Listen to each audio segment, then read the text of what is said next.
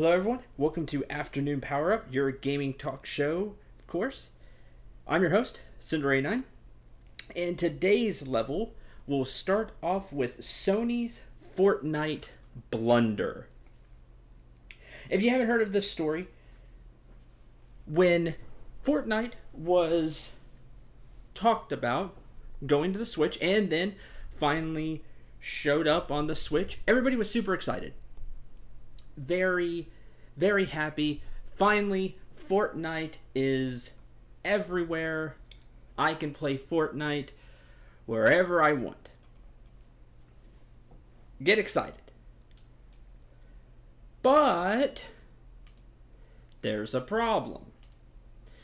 If you have linked up to the PlayStation 4, linked your Epic Games account, Epic Games is who does Fortnite, and you have linked to that, you cannot play with people on the Switch. If you try to get on the Switch, put in your account information and everything, it says, I'm sorry, you are linked. It doesn't say you're linked to PlayStation 4, but it says you can't access with this account. You have to make a whole new account. If you know nothing about Fortnite, Fortnite is a battle royale shooter where it's a team of just yourself, 2 people or 4 people going up against others with 100 people. So if you're just playing by yourself, 1 versus 99 other people, you try to last to the end. Fortnite Battle Royale is free to play. The main way they get their income is through microtransactions. You buy outfits, different looking weapons. It doesn't change the game at all, just how you look. You can see where the problem is here if you can't have your account trying to play on the Switch. You'd lose all that. Right now, the only solution is to make another account. That doesn't help you. You're losing all of that. You just make another account because you want to play on your Switch. Now, Sony came out with a statement a few days ago, and I'm quoting this from the BBC. Quote, "We're always open to hearing what the PlayStation community is interested in to enhance their gaming experience. With more than 80 million monthly active users on PlayStation Network, we've built a huge community of gamers who can play together on Fortnite and on all online titles. We also offer Fortnite cross-play support with PC, Mac, iOS, and Android devices, expanding the opportunity for Fortnite fans on PlayStation 4 to play with even more gamers on other platforms. We have nothing further to add beyond this at this point." End quote. That is a spokesperson from Sony. And that was their official statement. They've said nothing since. Now, that is an extremely weak statement. Just telling you. It's an extremely weak statement. They don't say that there's an issue with the Switch. They don't even acknowledge it. Just, oh, we offer cross-play support with PC, Mac, iOS. Everything is fine. But not with the Switch.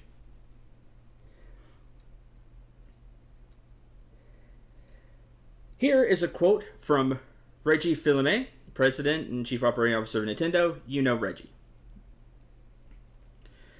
Quote, "In fairness, there are 3 different things going on." This is from Polygon. This was earlier today. Quote, "You have companies like mine that encourage crossplay and enable crossplay. You have a developer and content owner that wants crossplay and is encouraging crossplay. Then you have the other platform holders and what it is that they do. When it comes to other platform holders, as much as you have influence on other platform holders, I don't. And that's a decision that each of them are making, and some are supporting crossplay, and some are not." End quote.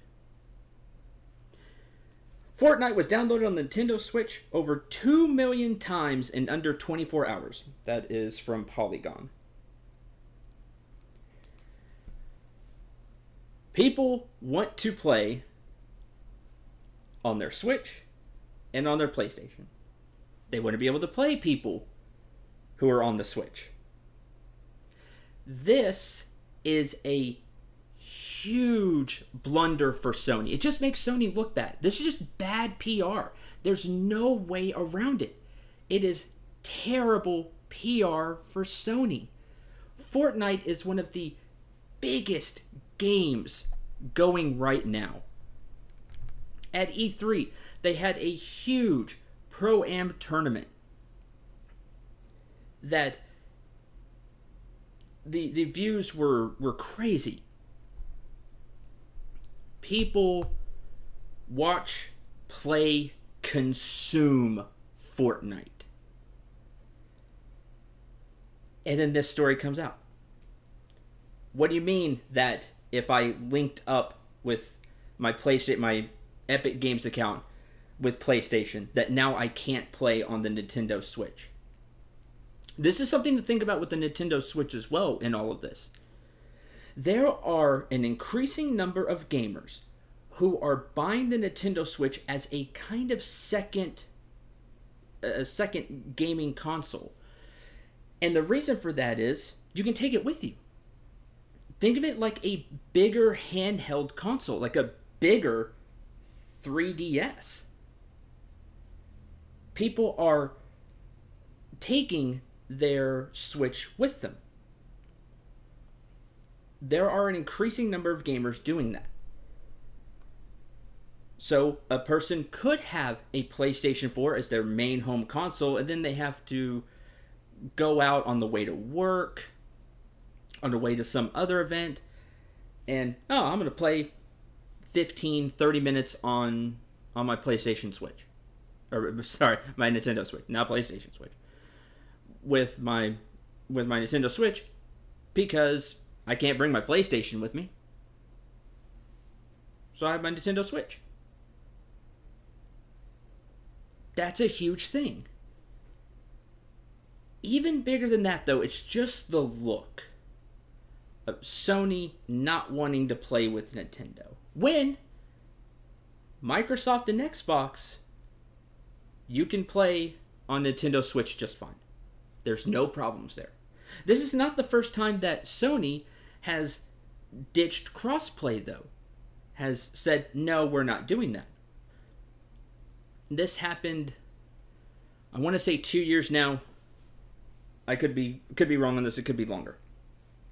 When crossplay for Minecraft was a really big thing. Sony said no. I'm not sure if that's still the case. I'm not up on my Minecraft knowledge. But they said no to that as well. My question for Sony is why? Why go through this? Why have the bad PR? You could have said, oh, we're working on it. We did not know that was going to be an issue. We're sorry about that. We'll get it fixed. Sony has been good about that over the past few years. About immediately saying, hey, we've done this wrong, or this needs to be fixed. We're working on it. But there's nothing here. That statement was really weak. They didn't even address the issue at all. Why? There's something else here, and I don't know what it is. I just have a feeling there's something else. Why does Sony not want to play? They playing nice with all these other ones, with all these other iOS, PC, just fine. Why not the Switch? And if there is no reason for that, why not come out in a statement, oh, we did not think that was going to be an issue. We're sorry about that. We'll be fixing this soon. It is just between, if you've hooked up your Epic Games account to PlayStation and you want to play on the Switch. That's the only problem. Everything else, it works just fine. You can play with your friends. You can, play other people on other consoles. That's the only problem is between the PlayStation and the Switch. When you you link your account to the PlayStation 4. You can't use that same account on the Switch. It just doesn't make any sense to me why you would have that problem. What's going on, Sony? You need to come out with a better statement than the one you gave. That statement was 4 days ago. And I could not find anything on them making a more recent statement. They're just ignoring it. On what is still, again, one of the biggest games going on right now. It's just a really bad look for Sony that they don't need. Sony's been riding high the past few years off E3s, off console sales. This is just feels like an unnecessary blunder to me. Everything's going great. Why not, again, just address the issue?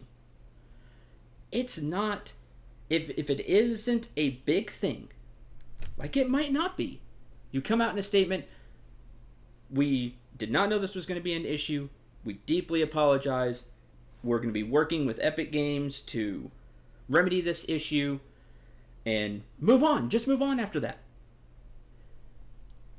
You have a lot of goodwill right now, Sony. Don't burn it all on this. But it's been a really black eye for Sony when everything else has been going so well. I don't see why, again, they just don't address the issue, come out, say we're fixing it, and that'd be it. Then everybody would be happy. Like, oh, okay, soon I'll be able to have my account on the Switch. I'll just play on my PlayStation for now, and it'll be done quickly. They could do that, and everything would be fine. No issues. But now it's become a big issue because of the way you handled it. And that's the shame of it all. I do hope Sony decides to turn around, not make this a bigger deal anymore, come out and say, oh, we're working on it, and just let it settle. But the more you don't say anything now that you had that bad statement, the more that people are going to want to know more, want to pry. What's going on, Sony? You have something against Nintendo? Xbox and Nintendo works just fine. Everybody wants to play Fortnite. Why are you trying to break up the player base? There's so many different angles you could go with this, and that's not good for Sony. Moving on, though. Speaking of really questionable decisions, have you heard of the Black Ops Pass for Call of Duty Black Ops 4? I have, and I know it's a terrible decision. There are a few avenues we can go. But first, let's go over what the Black Ops Pass is. It's basically a season pass. It's exactly a season pass. It's not even basically a season pass. It is a season pass with just a different title. That's all it is. The season pass will come with 2 handfuls of maps. I believe it's 12 maps.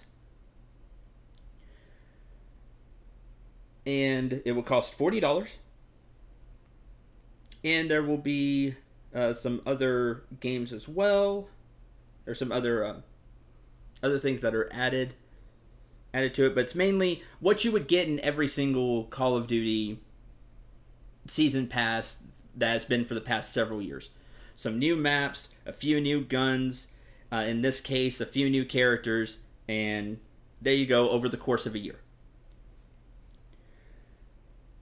This has been a firestorm among YouTube personalities, Twitch personalities, people that just love first-person shooters, and that's really their thing. But not just them, kind of the gaming community as a whole. Just a little bit. Mainly focused on shooters. But this has some bigger implications that I'll be getting into in the next hour. With this costing $40, you're buying a $65 game already. You can buy them together for $100, $99.99. It's $100. That's a lot of money. Let's get to the crux of this. Why this is such a terrible thing. It's a lot of money. Add on top of this that Activision in Black Ops 4, Activision Treyarch, in Black Ops 4, will have microtransactions. We'll have additional things for you to buy. That even more pricey. This is just it's a terrible idea. The reason it's a terrible idea is because look at other games and what they're doing these days. Take Fortnite, which we just talked about. Free to play, Battle Royale. They come out with weekly things, additional modes. They're constantly putting in new guns, tweaking guns, adding in new items. They just recently changed up the map. They're doing more and more. There are microtransactions. They are completely cosmetic. They do not change the game experience. Completely cosmetic. PUBG, $30 game. But they are just like Fortnite, constantly putting out stuff forever. They're going to constantly add things, add guns. The game will continue to live. They're going to continuously update the game. Same with Fortnite. Rainbow Six Siege, another shooter. Huge. Big thing. People love Rainbow Six Siege. You can get in at $15. You can go all the way up to $60. I think they have a $60 pass that gives you a bunch of characters and things like that. But entry point, $15. You can buy operators, which are basically characters for you to play. But you don't have to buy them all, which is something else we'll get into this Black Ops pass here in a little bit. You don't have to buy all the operators. You can basically buy the ones you like. Look up videos, see the preview, see other people playing as them. You're like, oh, I think I would really like that. And just buy that one. They're constantly updating the game, making tweaks. They're not moving on to Rainbow Six Siege 2. They are updating this game. Battlefield 5, which was recently, recently announced, but kind of the same time as Call of Duty Black Ops 4. No season pass. They've already said that. No season pass. They're going to be updating the game. All the maps will be free. They'll just be put into the game. They're not doing loot boxes. This is the model now. Gamers are tired of shelling out $40 for a season pass that they may or may never use. They move on to another game. Or you do get the season pass and then you don't have as many people to play with because season passes can fracture your player base. Because you can only play with people who also have that season pass, who have those maps. Other companies have figured it out. Said, ugh, the season pass isn't working anymore. We need a new model. And they've gone into this microtransactions, cosmetics model. Even loot boxes are starting to fall away. Because people are saying, oh, that's not really working as much either. Put a price tag on cosmetics.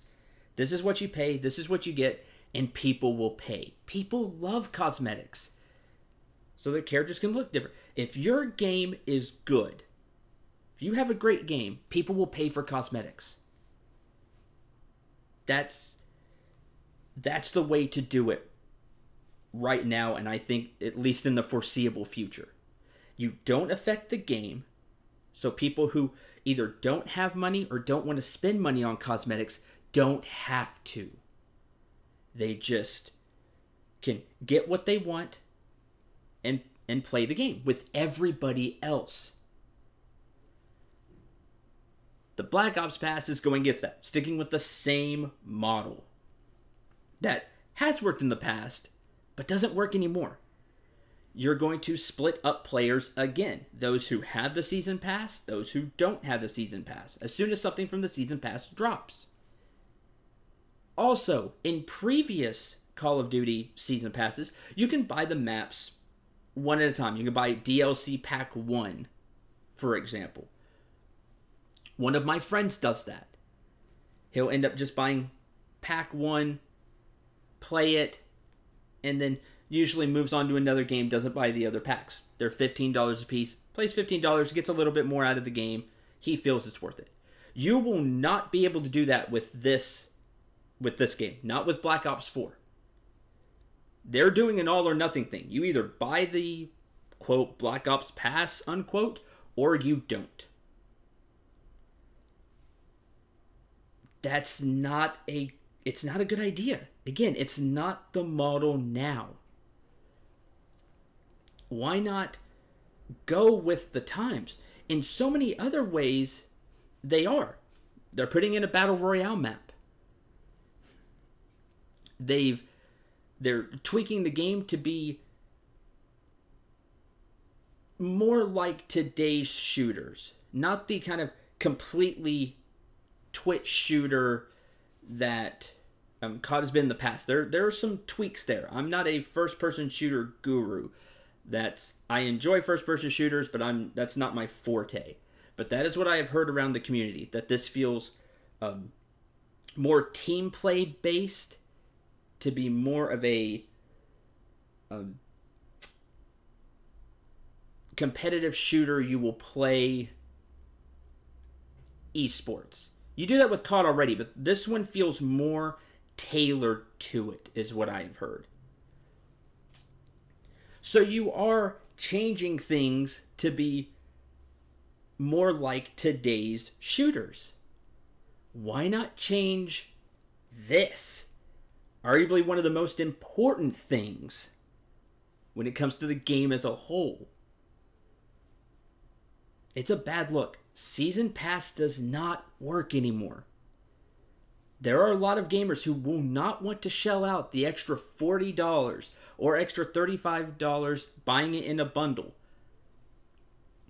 when they don't know if they're going to play the game that long. The great thing about these other games, yeah, you'll miss out on some cosmetics, but if I wanted to pick up Fortnite and play it, I haven't played Fortnite in many months, I could still pick it up and play it. Yeah, there will be new things that I'll have to learn, but at least I can without having to pay another $40. And add on top of this, microtransactions in Black Ops Pass, there's just a lot of money you're going to have to dump in for Black Ops 4 if you want the full experience. Because we're not talking just cosmetic things here. These are maps for the game to get the full game experience. You will have to shell out extra money. With such a strong showing at E3, not just this year, but last year and the year before that, there are so many great games that gamers' dollars are being stretched further than ever before. In a good way, that there are that many great titles to play. I can't count on both hands all the games I was excited to see at E3 that are coming either this year or early next year. This is a great time to be a gamer. But people don't have money for all those kinds of games. So we pick and choose. Do I want to... I'm going to get a shooter. Do I want to pay for cosmetics in Fortnite? Get back into Fortnite? You know, people are like, oh, maybe I should play Fortnite. Play PUBG, $30, have a full game that's constantly getting updated. Get into Rainbow Six Siege, $15, $60 if I want a whole bunch of extra stuff, and that's it. That's $60. Buy extra operators as they pop in, but I don't have to buy them. Or do I want to pay $100 for Black Ops and after a year not really get more Black Ops because they're moving on to the next Call of Duty game? Think about it. Where would you want to spend your money?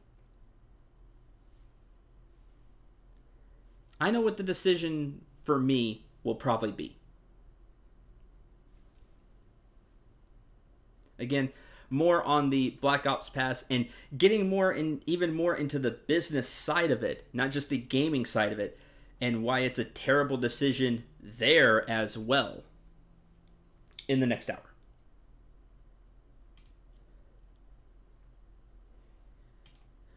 Now, we've talked about DLC there with the Black Ops Pass. But this interesting tidbit today really intrigued me. And there's a greater story here underneath the surface that I don't think people have really talked about yet. Not when it comes to this story. I've talked about it before, but not with this story. And it's very intriguing. Octopath Traveler comes out next month. Looks like it's going to be a really fun RPG on the Nintendo Switch. Looks great. I'm really excited for it. If you haven't looked at anything Octopath Traveler, take a look at it. I think it could have an interesting story. But what intrigues me that I read today was that the producer has said there will be no DLC for Octopath Traveler. Producer Masashi Takahashi, hope I said that right, quote, "We haven't even thought of having DLC. The retail version is a complete game," unquote. So there's no plan DLC for Octopath Traveler. There's no season pass, there's no nothing like that. Because it's a, quote, complete game, unquote. That's from IGN. Now, this brings up a very interesting debate. What we put up with when it comes to DLC.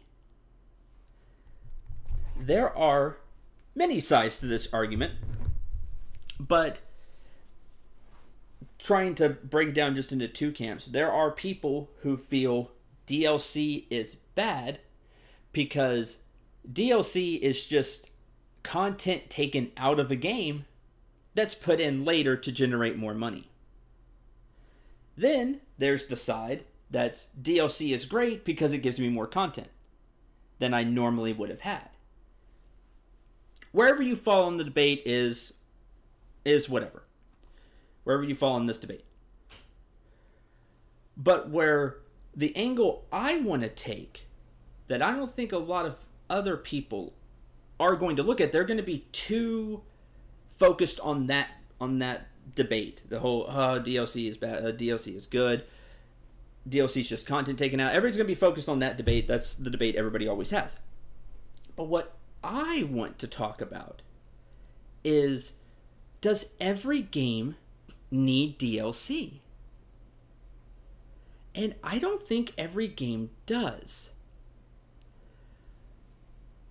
What I think DLC should be is DLC should be extra content added to a game that is really liked. You put the game out there, man, people really like this game. Let's work extra on it. And add more content.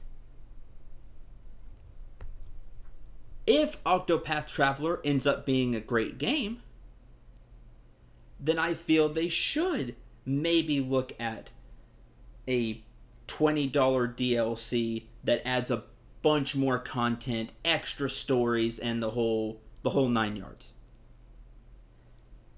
That's what I would like to see. DLC is a very finicky topic because you don't just have DLC anymore. You have microtransactions that are added in there. Sometimes you have player-made additional content that's free when players make it. That also adds to the length of a game. That's what DLC should do to me. It should add to the game. If you're doing like a big DLC, $20 pass, you should get a lot for your money. I just find it really interesting that this producer decided to put that in his comment. It's a, quote, complete game, unquote. Therefore, there is no DLC. That's really intriguing. Does that mean that he sees that more games are just adding in DLC to cover up what they maybe don't put out originally? Because that sounds like where he's going with it. I'm not 100% sure that's where I would go with it. But it's just a little food for thought that I wanted to talk a little bit about Octopath Traveler having no DLC and throwing that out there. It's a, quote, complete game, unquote. Therefore, it doesn't need DLC. Just some food for thought for your DLC argument that you might have the next time with your friends.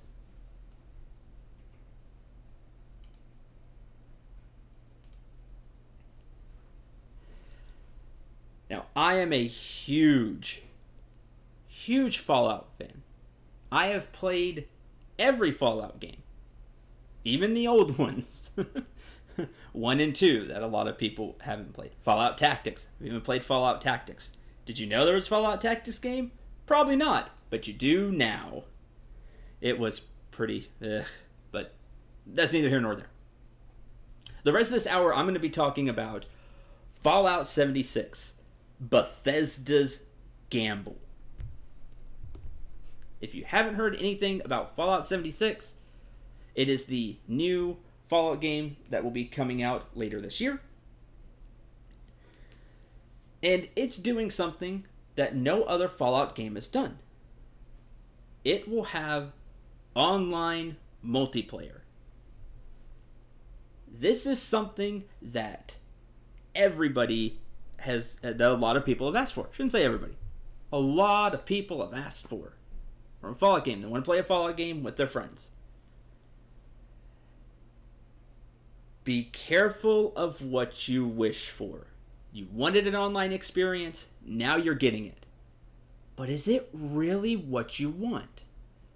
We're going to look at the pros and cons of having this kind of game. All of this is subject to change. They're coming out with a beta sometime before release. which is November, I believe. Get you the exact date for Fallout 76.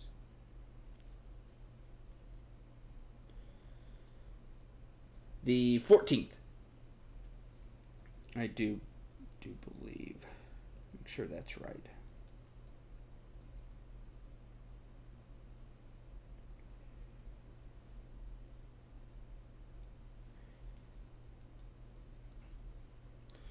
Release date for Fallout 76.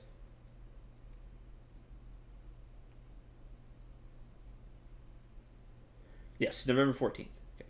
Want to make sure that was right for all of you. There will be a beta, the break it early test application beta, which is fantastic, by the way.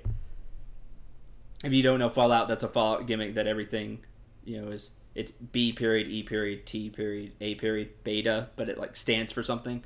It's a Fallout thing. Hilarious. I thought that was really funny. Because that's basically what it is. Break it early test application. So they know what to fix. With this Fallout, they're going to be testing something they've never done before. Make a online multiplayer Fallout. Something that has not been done before in Fallout. There are many things they're going to have to think about taking into account here. The biggest and most obvious one to me is not all gamers are nice. Now, they have talked about this a little bit. They are trying to put in systems that dissuade grieving. But there are a lot of gamers out there that aren't nice. I'm so sad to say, because I wish that was not the case. I really do. I really, really do. But there are a lot of gamers out there that are mean.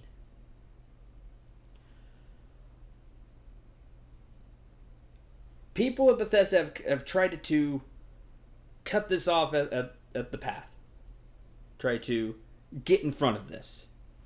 One of the things in Fallout 76, if you haven't heard, is you can get a nuclear missile. You can work with your friends and fire a nuclear missile off. You can fire a nuke anywhere on the map.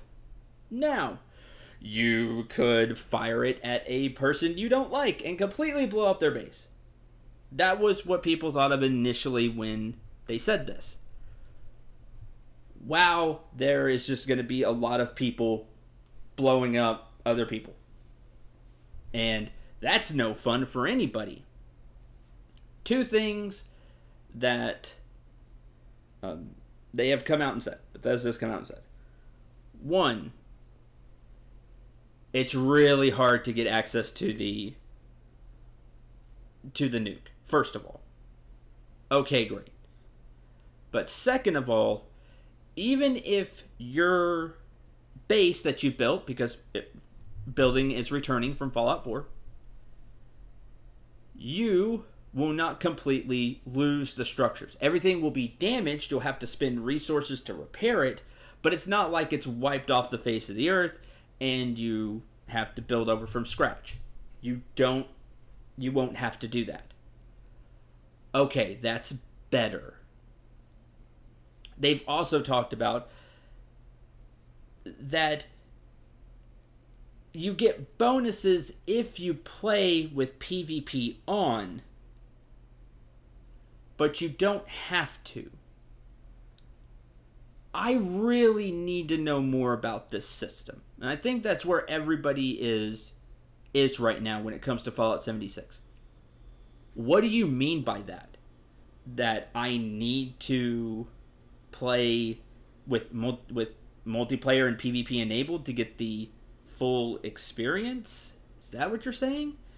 Do I have to play it on to get some kind of bonus? Are we talking achievements? Are we talking in-game items? Worst case scenario, are we talking endings? Like content that will be locked out to me? That's worst case scenario. I think Bethesda's smarter than that. I like to think so. I like them overall as a game company. I know some people don't. Overall, I think they make really fun games. I think they're smarter than that. But I don't know, and that's where people are very jittery about it. They don't know what to expect from this new multiplayer experience in Fallout. It's a really big gamble. Now, a pro of this is that, hey, you can finally play Fallout with your friends. If the group isn't very hard, like it's easy for me to join my friends, easy for us to get together, either through the fast travel system, or I can just pop in and be next to my friends. Either way, it's easy for me to join up with them. We can go play the game and have things scaled up to, for example, having 2 people. That way we still get some challenge out of it without it being either extremely easy or extremely tough. Then this could be a whole new world for Fallout. And people will love it, and it could maybe even be the best Fallout game ever. That's the potential. That's the gamble that Bethesda is playing here. It could either be not balanced, the PvP is just mind-numbingly brutal, and your gaming community is more toxic than they think, because you don't know. You don't know what the Fallout game, because you've not been able to play Fallout with other people. The only Bethesda game would be where you can play with others is Elder Scrolls Online, but that's tailored as an MMO. Like your standard MMO practices. This will not be. It'll have some MMO elements, but at its heart, it's going to be a Fallout game. They still want to have everything you associate with the Fallout game. They're going to have dialogue choices, consequences, going through getting jumped by super mutants and exploring the place, having a huge map. They want all of that. They want your Fallout experience to still be the same. Just adding in multiplayer and a little bit of MMO. Can you do that? That's the question. I'm not sure. I don't know if you can. This will all be how well you balance your MMO type content but still feeling like a Fallout game, because people want their Fallout game. How well are you going to balance those MMO concepts? I'm not sure. I don't know. And that's where everybody is right now. And they don't know how to feel about this Fallout game. You get excited for a Bethesda game. Yes, we're getting Skyrim. I know we've gotten Skyrim 50,000 times at this point. But, be like, hey, Skyrim, great. Hey, we're getting, even back to Oblivion. Great. Fallout New Vegas. Fallout 4. Get excited, new Bethesda game. People are still excited for Fallout 76, but I'm hearing way more cautious optimism than ever before with this game. They don't know how the multiplayer experience is going to be. Are people going to be helpful for more often than not? Or are you going to feel like you're playing a survival game where you could get jumped and die at any moment? Now, something else Bethesda has said recently, I believe they said this, it was 1 or 2 days ago, came out and said that dying isn't, they're still balancing this, but isn't going to be as bad as you think. It's not like the person that kills you can loot your body.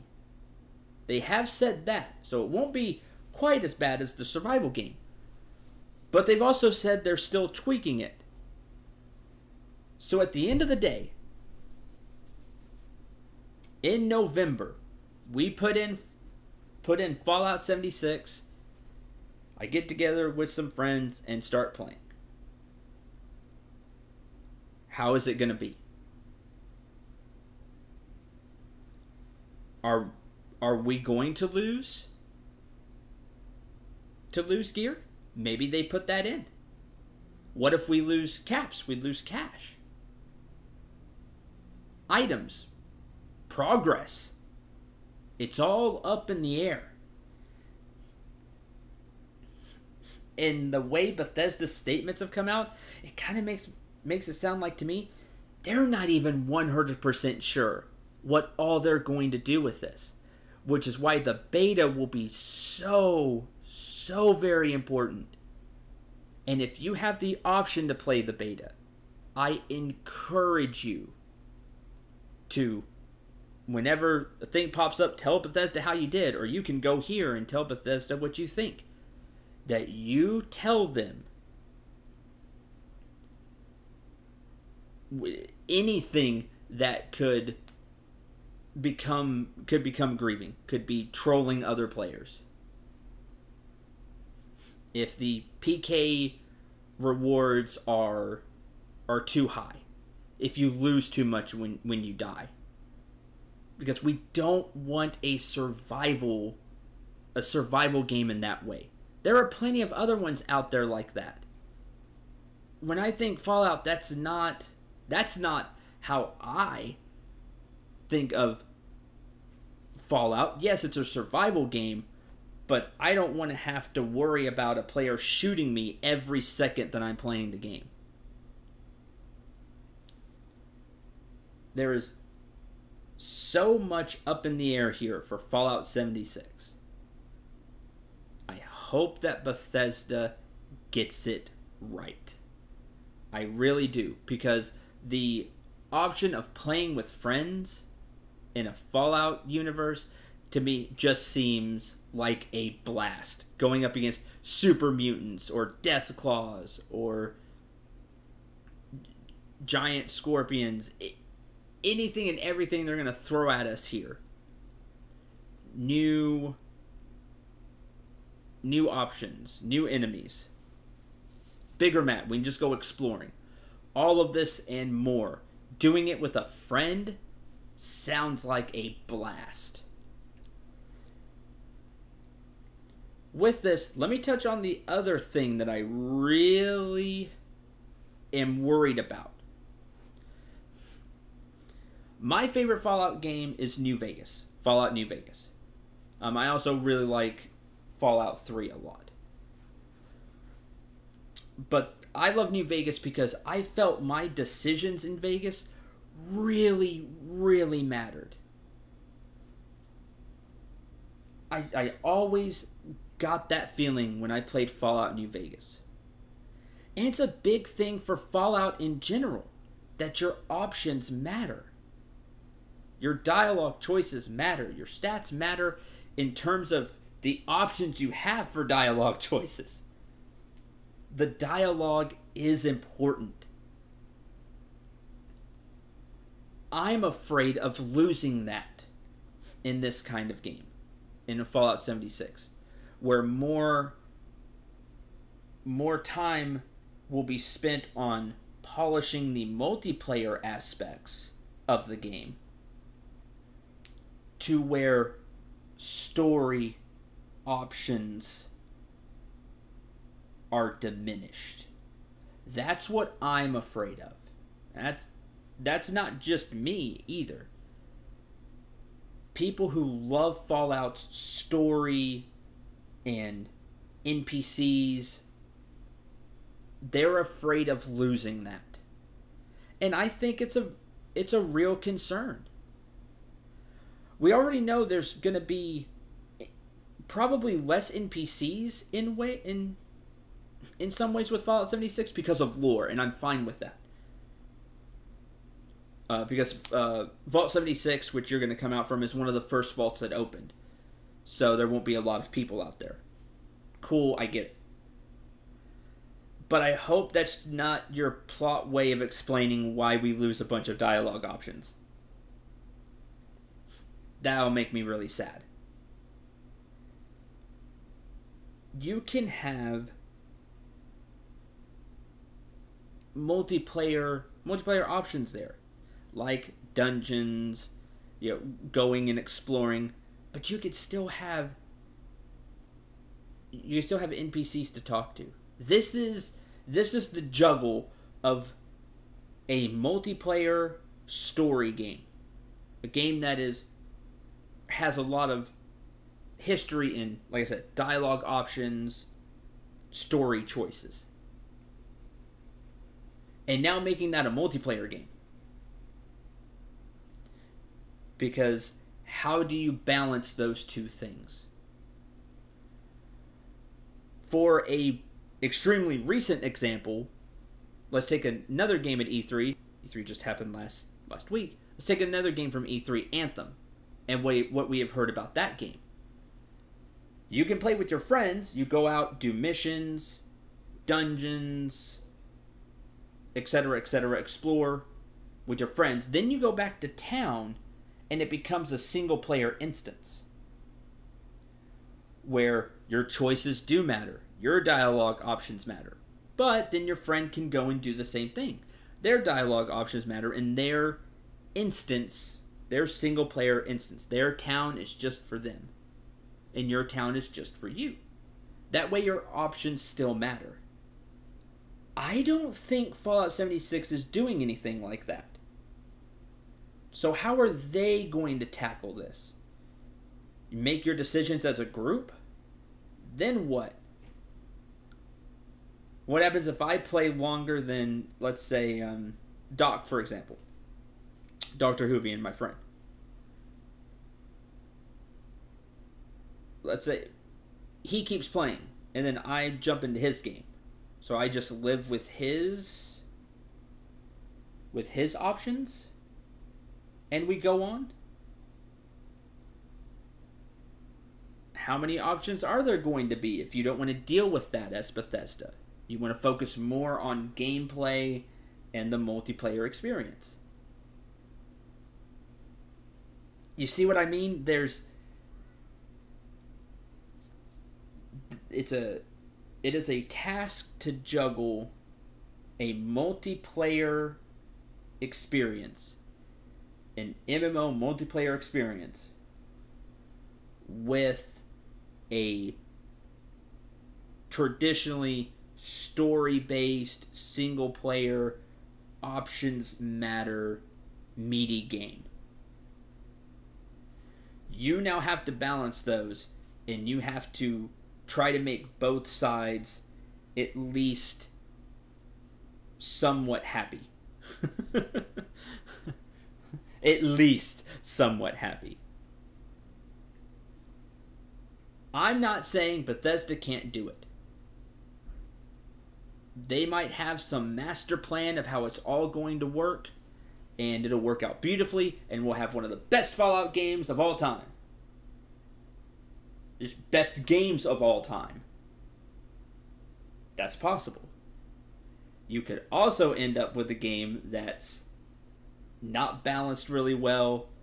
The player killing becomes a huge problem, and then your kind of fan base falls apart and doesn't know what to think about Fallout 76. And anything and everything in between. That's the gamble with Fallout 76. Again, I want the game to be great. I really do. I want it to succeed. I want to have a ton of fun playing it with my friends, and everything is fine. but we will have to see. One final note.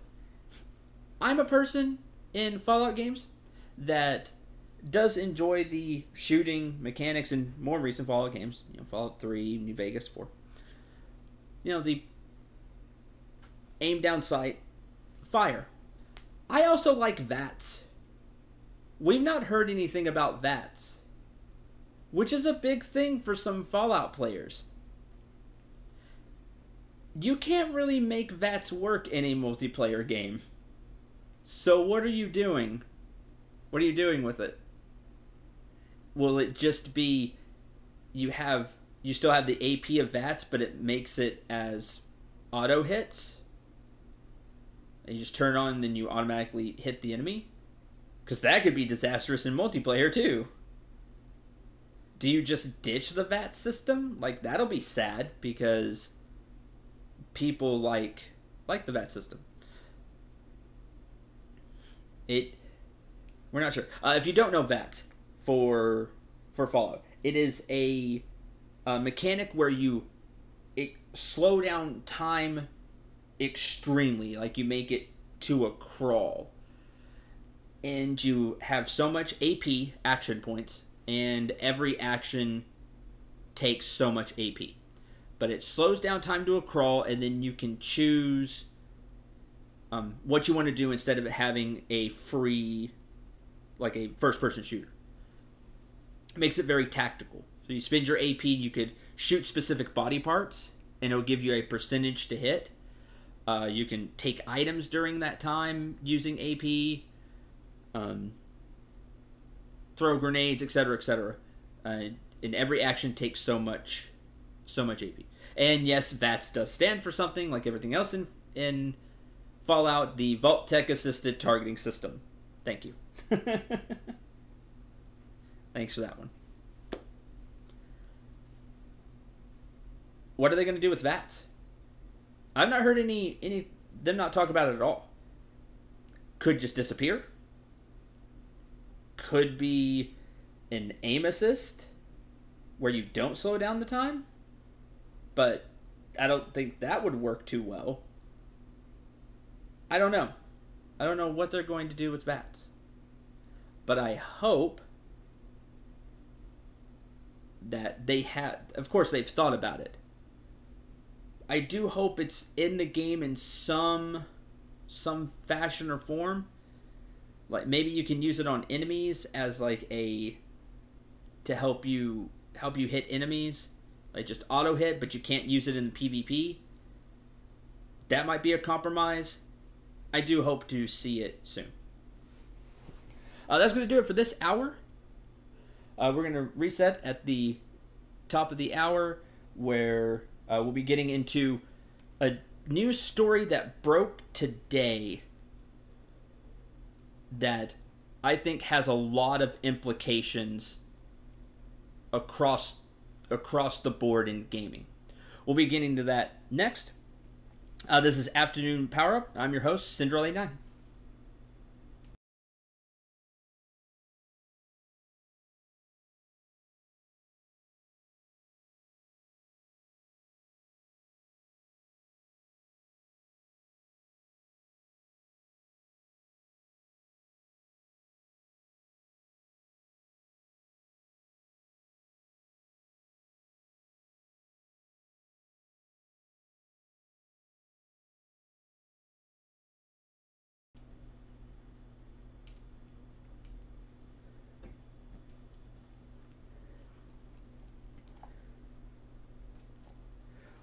Welcome to Hour 2 of Afternoon Power Up, your gaming talk radio show.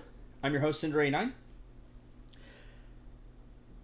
To start this hour, we need to talk about this World Health Organization story. If you have not heard about this happened earlier today. The World Health Organization has come out and said that gaming disorder is a disease. That is a mental that compulsively playing video games now qualifies as a new mental health condition. There are many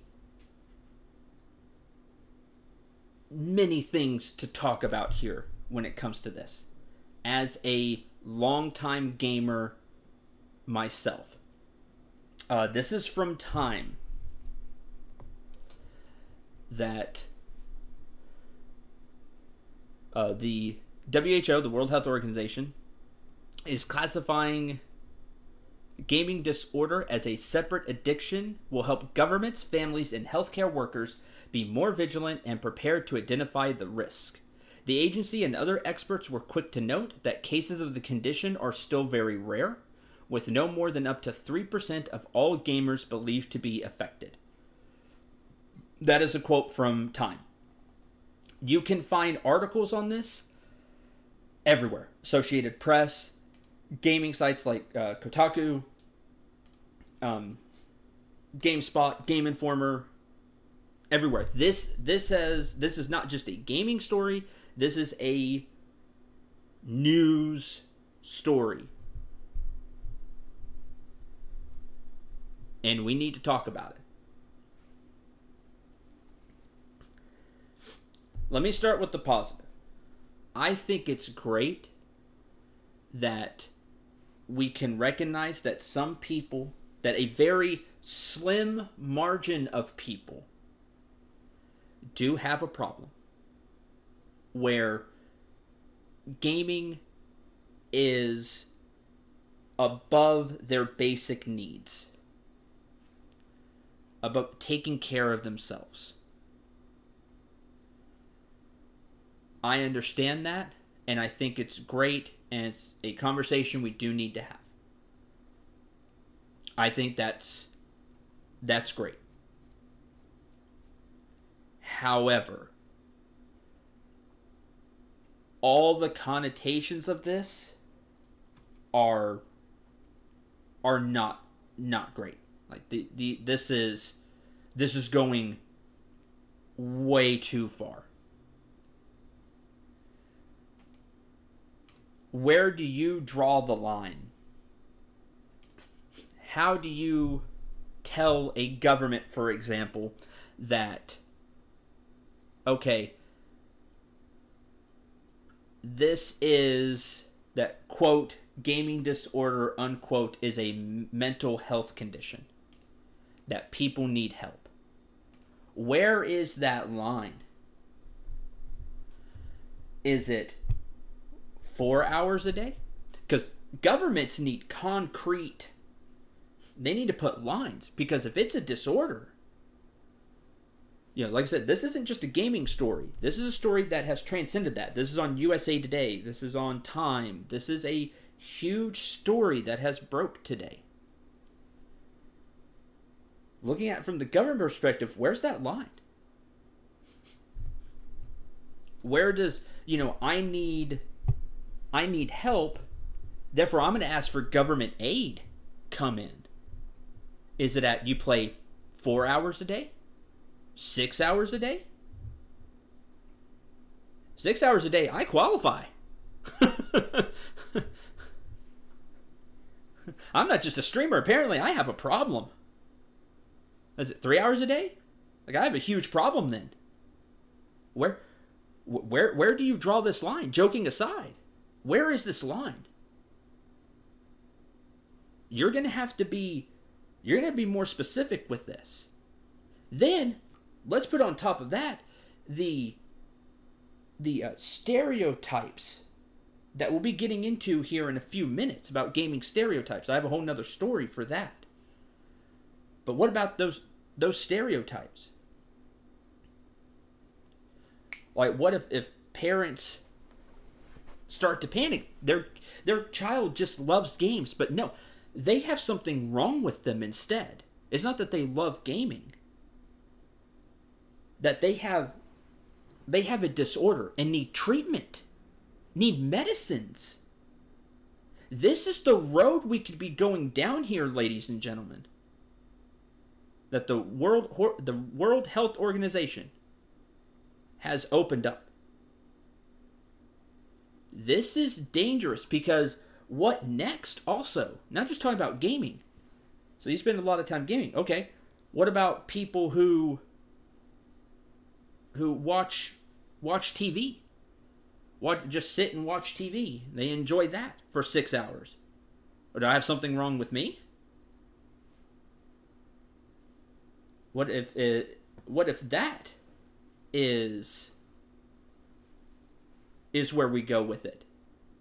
There are many other places you could go with this. I'm addicted to watching movies. And I don't do anything while watching movies. I just watch movies.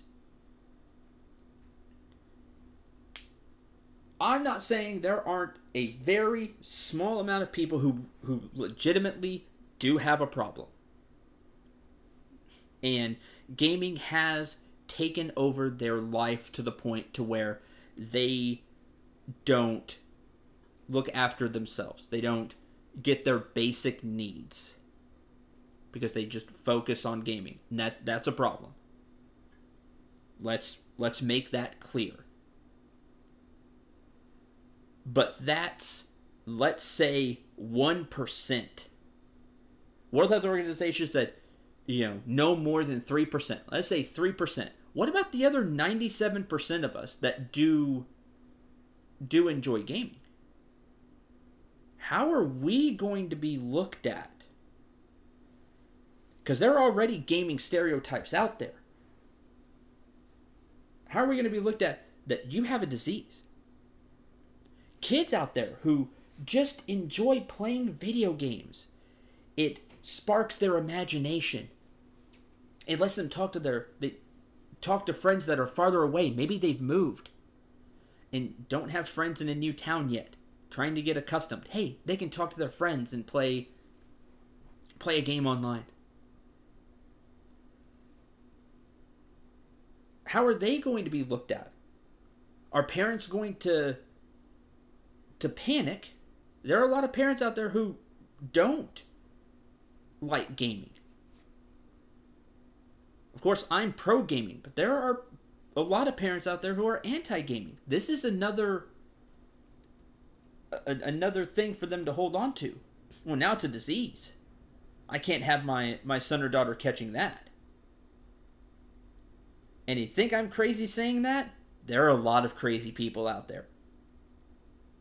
There will be a lot of people who do think that way.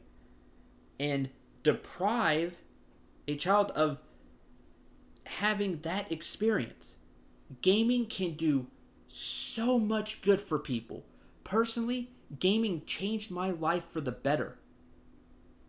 I will always thank having games around to get me through tough times. Even to this day, games can do that. Games can teach people things they never knew. Without it being just an educational game. You have a game that's fun. There are games out there that make people smile. Take a Kirby game, for example. Kirby games are lots of fun to play.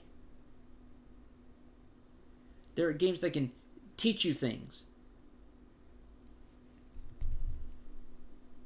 Games that just make you feel positive.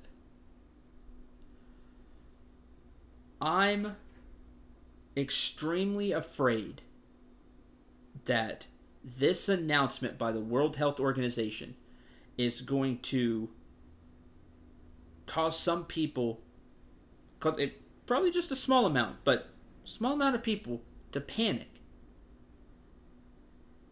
Say there's something wrong with their child just because they like playing a lot of games, and when there's nothing wrong there. There's nothing wrong with their child. And could be put on some type of medicine that hurts them instead of helps them. And that really frightens me.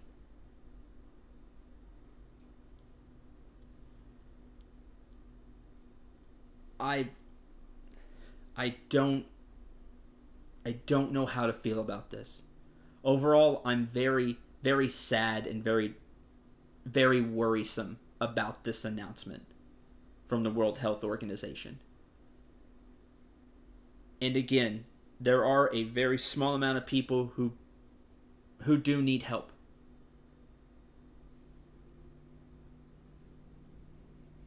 Who could use help. But this is a very, not even slippery slope. That's not really what I'm going for, but this is very, there are a lot of problems that could come up from this. Again, from a government perspective, from a gamer perspective, from a parent's perspective, from doctors' perspectives, from a large amount of people.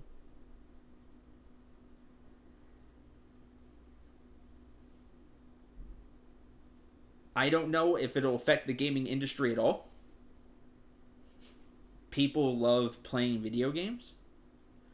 I don't think it will. If it does, it'll be a very small amount. I'm just afraid of all the other connotations that I said. Government, parents, kids, doctors, gamers like me, who might have to fight a new stereotype if this story continues to build and get even bigger. There's so much to unwrap here, and again, this just happened earlier today, so I can only give you my initial reactions on it just a couple of hours ago. Give you what I feel about it and some of the problems I could see lying in wait that I'm genuinely afraid of.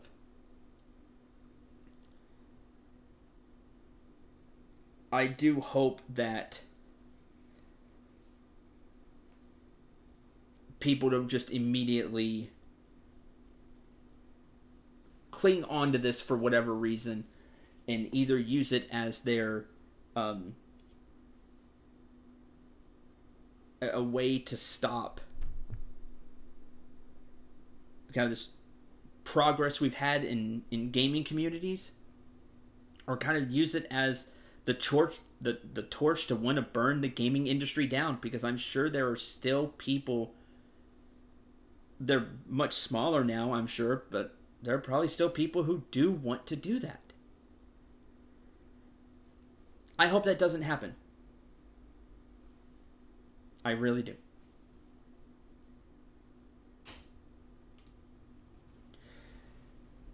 Now, still a serious topic, but not as serious as the World Health Organization topic, is gaming stereotypes. And this comes from something that I personally saw while I was just flipping through channels and watching other types of news. In fact, I saw this on a sports show, because I like sports. TMZ Sports, this is where it came in, TMZ Sports was talking to Ninja. If you don't know Ninja, he is the #1 Fortnite player in the world. Recently won the Pro-Am, the Fortnite Pro-Am at E3. Huge event. Talked about that last hour. Fortnite is huge. And he's widely regarded as the #1 Fortnite player in the world. He was asked by TMZ Sports after winning $1 million for the charity of his choice. Let me throw that figure at you again. $1 million for the charity of his choice at this Fortnite Pro-Am at E3. He was asked by TMZ Sports, okay, what's it feel like to win, all that. Then went into the gaming stereotypes. Like, ask him, do a lot of you still live in your mother's basements and you have problems getting girls? He was asked this.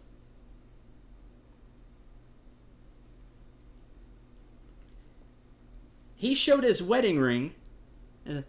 I'm married, so I really don't have a problem in that department, which was a great way to shoot down the reporter, by the way. But this gets to the topic that I want to talk about right now. Gaming stereotypes. They're still out there. And it blows my mind that they're still out there. With gaming on the rise as it is, with people young and old, it doesn't matter your nationality, doesn't matter your race.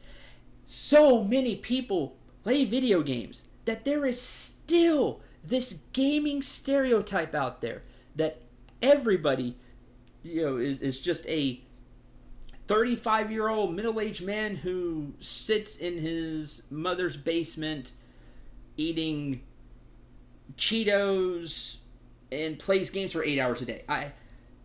It boggles my mind that this stereotype is still out there in general. It does. It boggles my mind. Because think of how many casual games there are these days. Think of how huge Candy Crush is. Millions upon millions of people play Candy Crush. All ages. All types of people. People play thanks to the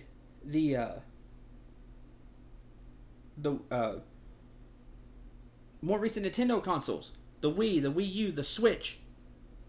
Lots of people play games. Different ages.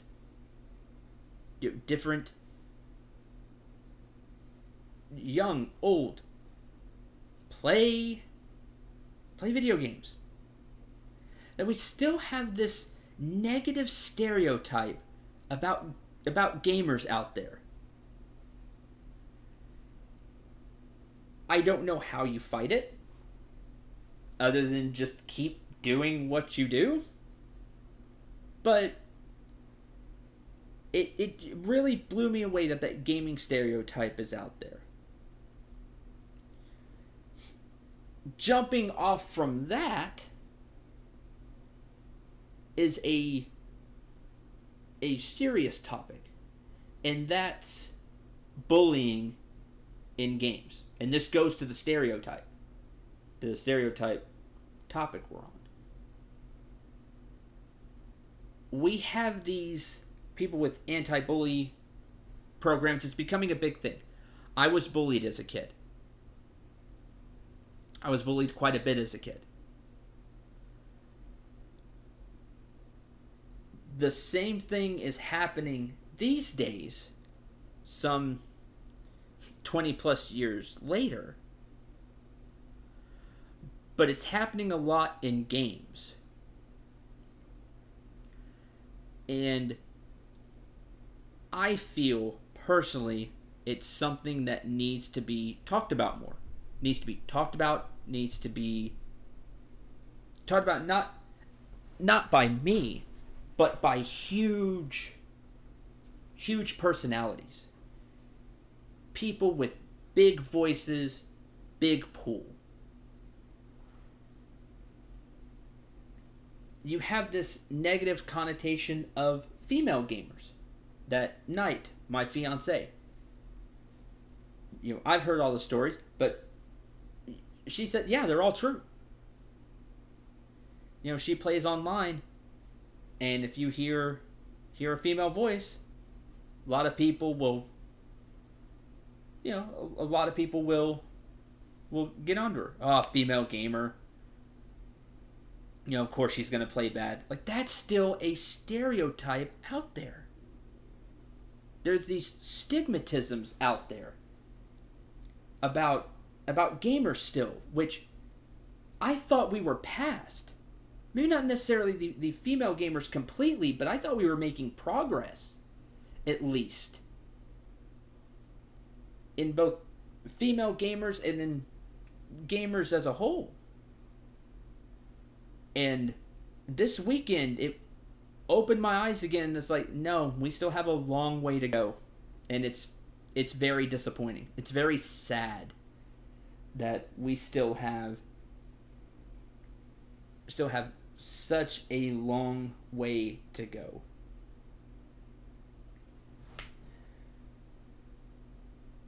I'm going to be, quote, opening up the phone lines, unquote. Rare show, though nobody will really be calling in. I'm streaming. But in that way, I'm going to be opening up chat at the bottom of the hour to your questions, your thoughts on these gaming stereotypes, or the World Health Organization story. Leave a comment in stream at the bottom of the hour, and I'll get to those here in a couple of minutes so we can have a discussion. You know, it's my way of, quote, opening the phones, unquote, to you here live.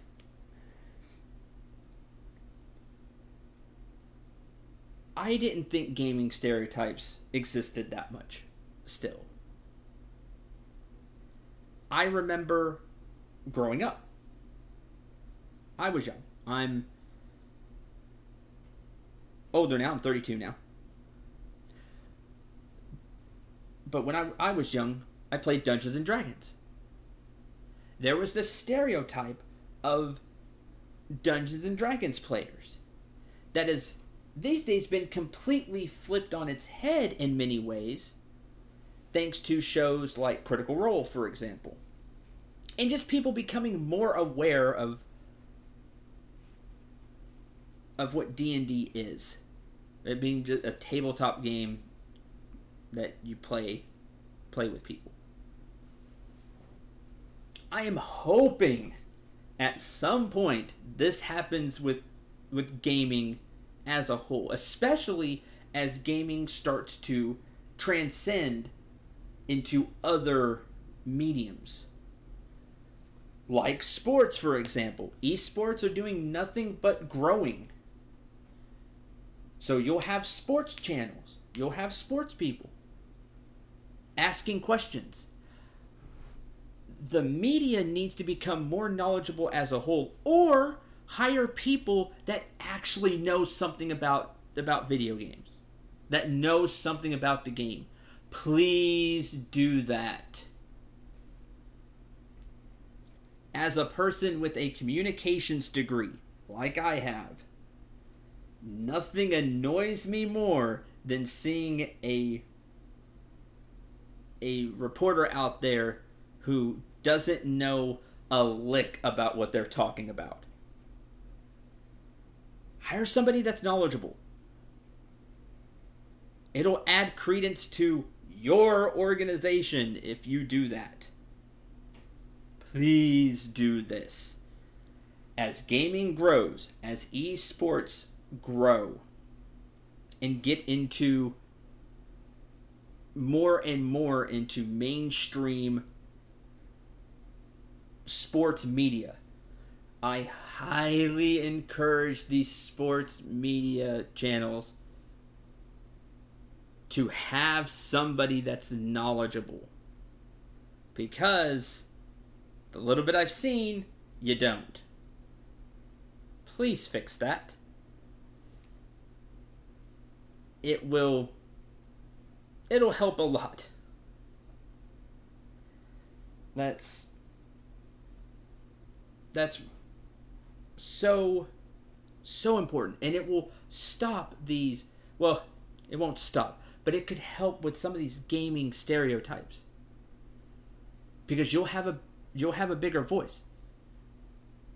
There are rarely, but there have been gaming competitions on ESPN, for example, on Fox Sports every now and then, but they're starting to get into mainstream media of sports. And this is kind of like my two passions thrown together as one. I'm a huge gaming person, I'm a huge sports person. And now those two are more and more getting put together through esports. we can use this platform, this new platform that is constantly growing. Constantly growing. If you don't think esports is that big, it's way bigger than you think, and it is constantly growing. Real money is going into esports. But this is our chance to fight those gaming stereotypes. When those people have bigger stages, can show, I'm just a person who loves Madden, for example. I have a wife. Like Ninja, I have a wife. Like, fight the gaming stereotypes. Because esports is constantly growing.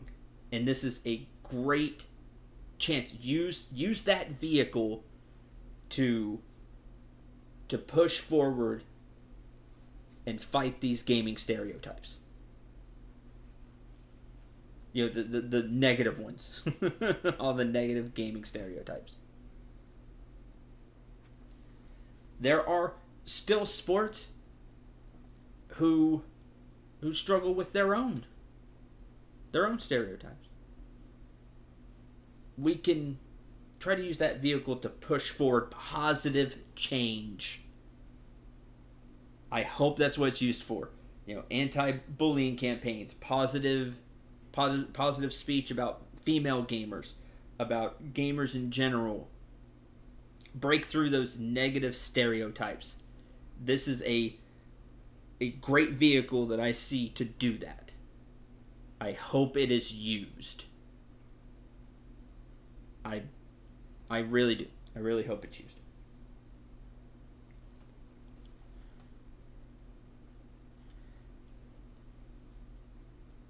Okay. Let's open up the phone lines. Does anybody have any questions they would like to ask me about,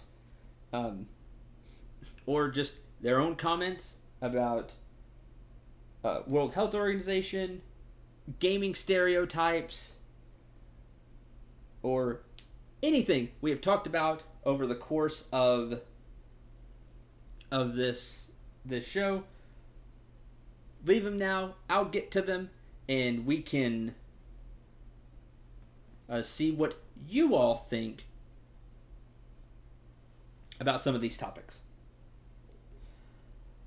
While those come in, I would like to thank all of you that are watching this now or watching this in the future.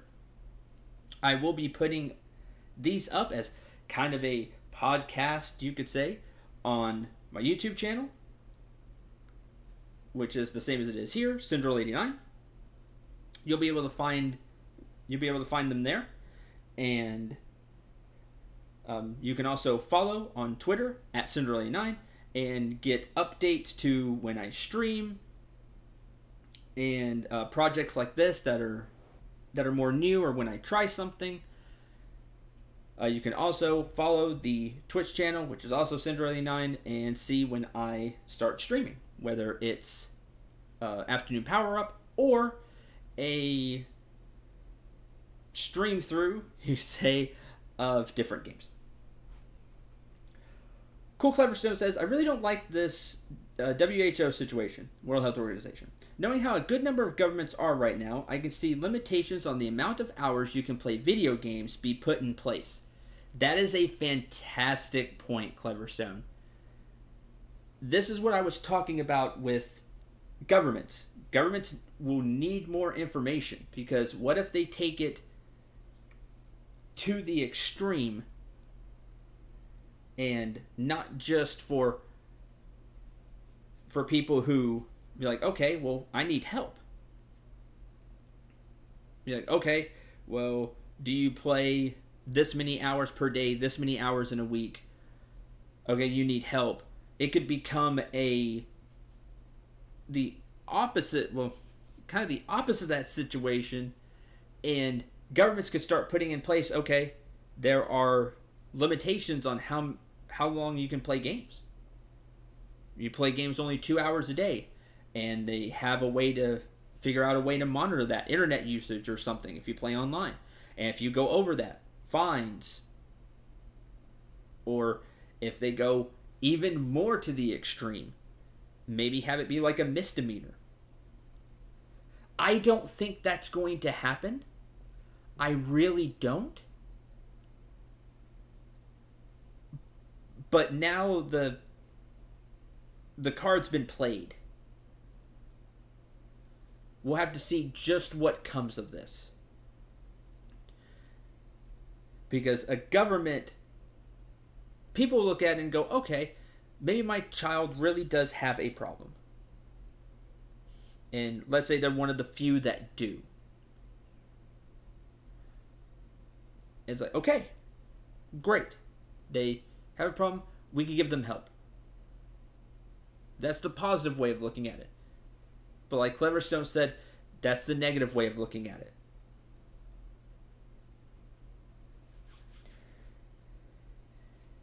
MazeW888. Personally, I think this gaming edition thing should be treated very carefully. I don't think it's a matter of hours played. Really, psychological sicknesses are never that easy. A fantastic point.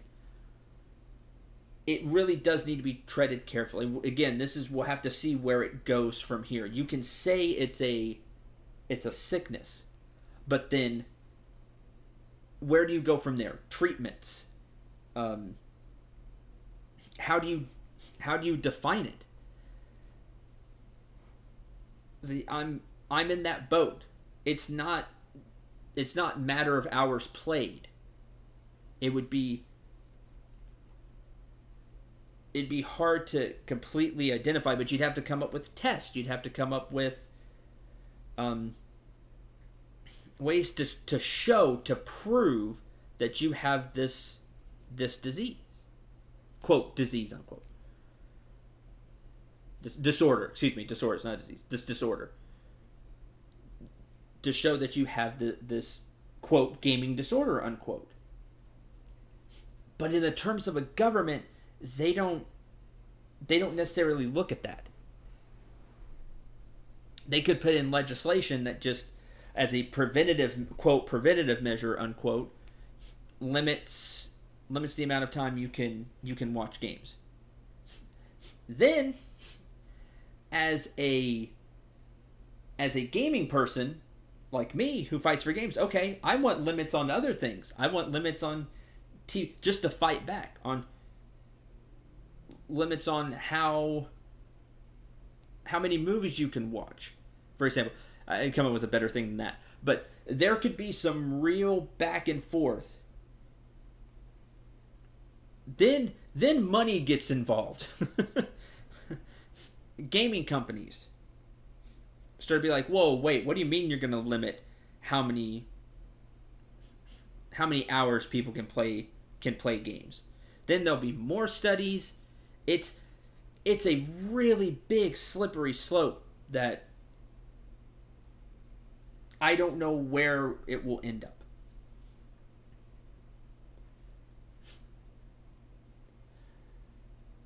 See, Lucian Star, in the United States, adults can even sometimes refuse life-saving medical treatments. I don't think anything will be enforced. That's true, but then it's going to go to each country. And how does that hurt gaming as a whole? Again, this is a gaming show. This is a story bigger than gaming, but I'm taking it from the gamer's perspective. I'm afraid it will hurt the industry. It's not going to hurt it right now, but in the future, if governments decide to put forth really stupid laws, which could happen, or things just kind of get out of proportion, it could hurt the industry, and I don't want to see that.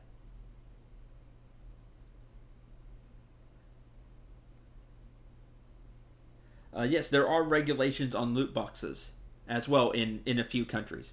They deem it a form of gambling, which I can see that, honestly. But governments may get involved, and then things get very murky. Is the main point there. Camera 7. Could they truly do that, though, realistically? I mean, sure, they can monitor online usage, but what if you just play on your Game Boy instead or something? There's really no way to monitor that stuff. That's true. But so many games now are online when you think about it. If you're talking with friends, you're online. You're on PlayStation Plus. You're on Xbox Gold. You're on Discord. You're on Steam. You can see you're on a game. You'd have to be in offline mode. But then how much does that limit? How much are you limited by what you can play? How many games would you be able to play? Or would be as fun?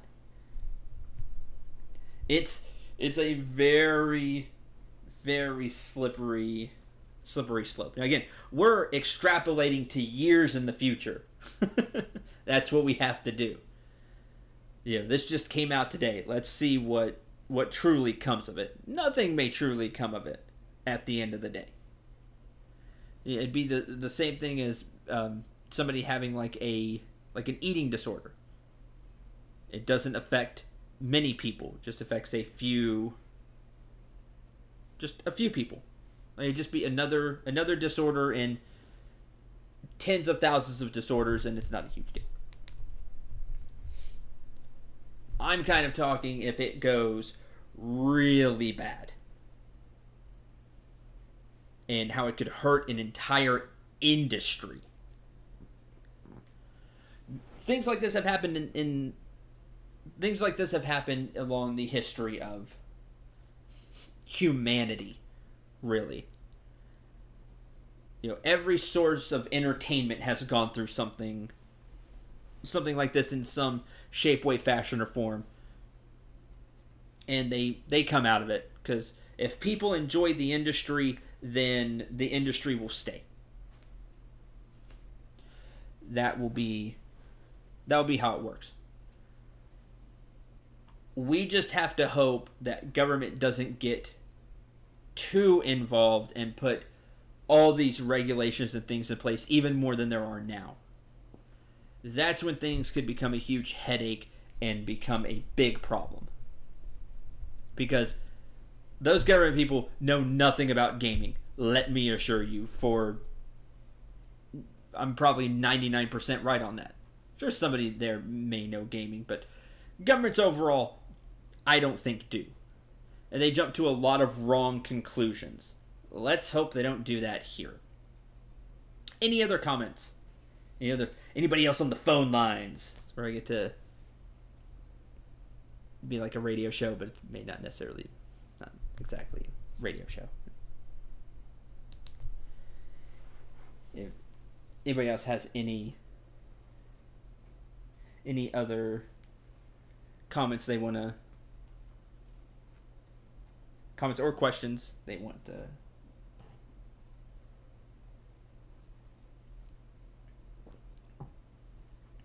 throw out there.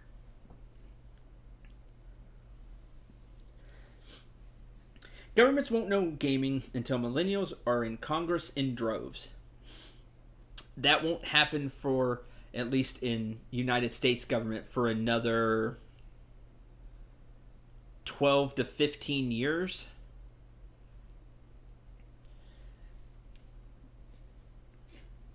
Even then, I don't know that's a guarantee. That's true too. Even then, it's not necessarily guaranteed.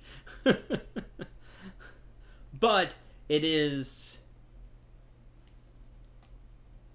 At least it'd be more possible then. As gamers, we can hope so.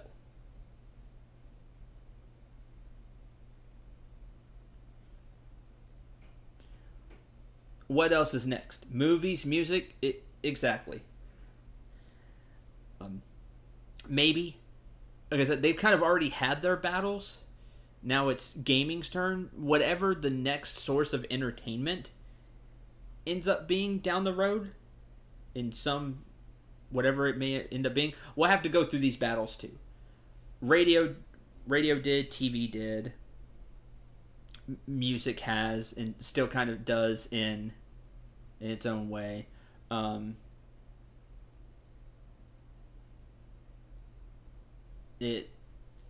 every source of entertainment has at some point. Again, we just hope that it doesn't spiral out of control. Thank you very much for your comments and thoughts.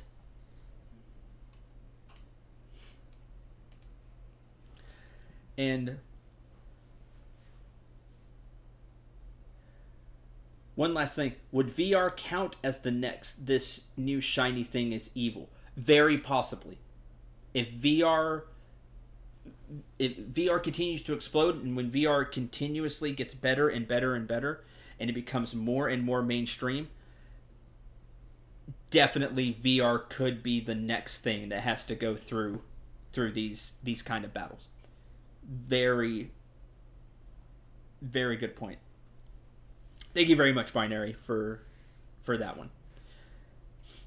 For the rest of this hour, I'm going to be talking about Assassin's Creed Odyssey and why this shows not only the current state of video games, but why I think it's great. If you've seen nothing on Assassin's Creed Odyssey, is the next Assassin's Creed game that is going to be coming out later this year. I'm personally really excited for it. It comes out the 5th of October, Assassin's Creed Odyssey. I'm really excited for this. The last one, Origins, I streamed on Twitch channel, where we are now, when it came out, and I had a blast. One of the things that I really enjoyed about Origins, Assassin's Creed Origins, was how it had some RPG elements in it. You got gear. Your gear had stats. It was randomly generated to a point. You had a level that mattered because you compare your level to the enemies. You had these little RPG aspects that haven't been to that depth in an Assassin's Creed game before. Apparently, Ubisoft is doubling down on this and making Assassin's Creed Odyssey much more of an RPG game. With more loot, deeper loot, a skill tree that is somewhat similar, but there may be more to it than what we even saw. Like Origins, you have dialogue options for the first time in an Assassin's Creed game. They really doubled down on these more RPG aspects than ever before. To the point to where you may be playing an action RPG instead of an action game. This trend has been happening for years now, where you've been seeing more RPG aspects going into every genre of game. But I think this is the perfect thing for Assassin's Creed Odyssey, to the Assassin's Creed franchise as a whole, to really push it back over the top where it used to be with Assassin's Creed 2, for example, or Ezio's trilogy, where Assassin's Creed was, in my opinion, the top of its game. People got fatigued from Assassin's Creed. Then they took a few years off and then came back with Origins. Now you may be saying that they're making the same mistake into Odyssey, going back to that yearly franchise thing. So what happened with Assassin's Creed before they took the break? People got fatigued playing an Assassin's Creed game every year. Just wore on them. Okay, not much has changed. But a lot changed with Origins. And while they're keeping a lot of things from Origins for Odyssey, I think a lot of things will feel like they changed in Assassin's Creed Odyssey. If there are a lot of points where you have dialogue options, and your dialogue options change the game somehow, whether it's via loot, via how hard a mission is, um, whether you get an NPC or not, save an NPC or not, things like that. As long as they give enough dialogue options that feel like they have at least a little bit of weight to them, you won't think you're playing just Origins 2 or you're playing just another Assassin's Creed game. It will feel completely different. I really believe that. Couple that with hopefully a deeper loot system, which from the little bit they showed at E3, it looks like they have a few more stats that they're gonna tinker with and have your gear affect. And if you have a good skill tree, just having these RPG mechanics will really make you feel like this is an Assassin's Creed experience that you have never had before. Even if you had a somewhat similar experience in Origins, you won't... I don't think you'll think that. I know I won't. I'll be thinking about this is a completely different experience for Assassin's Creed.